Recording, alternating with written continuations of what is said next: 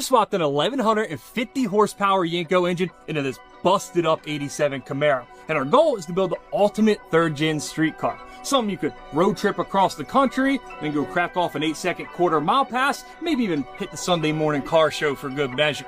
But on the road to our ultimate vision, we got a little side quest. 2 weeks from now, we're gonna be racing some of the biggest and best builders on YouTube. But all their cars, they already run.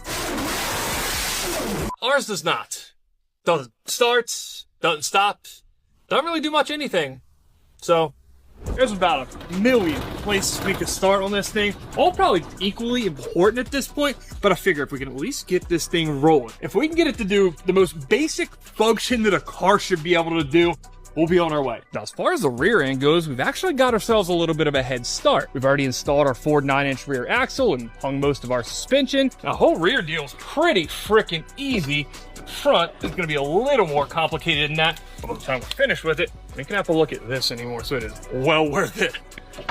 Go ahead and get our hub at least loosely attached. This fancy new QA1 coilover. I don't really need to say anything, do I? Not at all.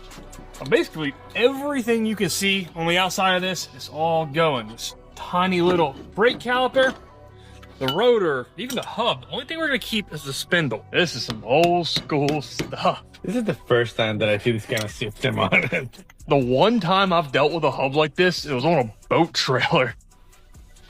What a assembly, man. So all that stuff we just pulled off, that's all getting replaced with bigger, better, newer parts. But this guy here, our knuckle, we need to hold on to that. You can see right there and right there. That's where the factory brake caliper went through.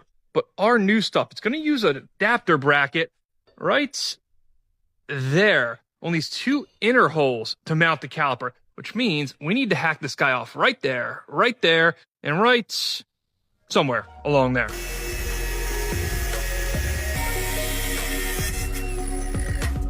That wasn't light. Did you hear that? Yes. That was a thud. Now, being that we're bolting these brake caliper adapter brackets to the provisions where the brake dust heat shields went, I'm gonna have to do something about this. This is certainly not enough girth to hold on a 6-piston brake caliper. Luckily though, being that there's at least some type of existing bolt hole here, all we really have to do is drill them out, tap them, and then we can run a much bigger bolt in the same exact location. Should be able to get this thing on for the final time now. That looks way better. It couldn't look any worse. We could have done anything to it, and it would look better. You could have took it off, threw it across the shop, ran it over at the forklift, and it would still look better.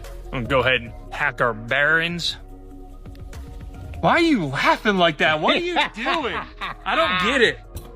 Gently tap our dust seal in. Sand it.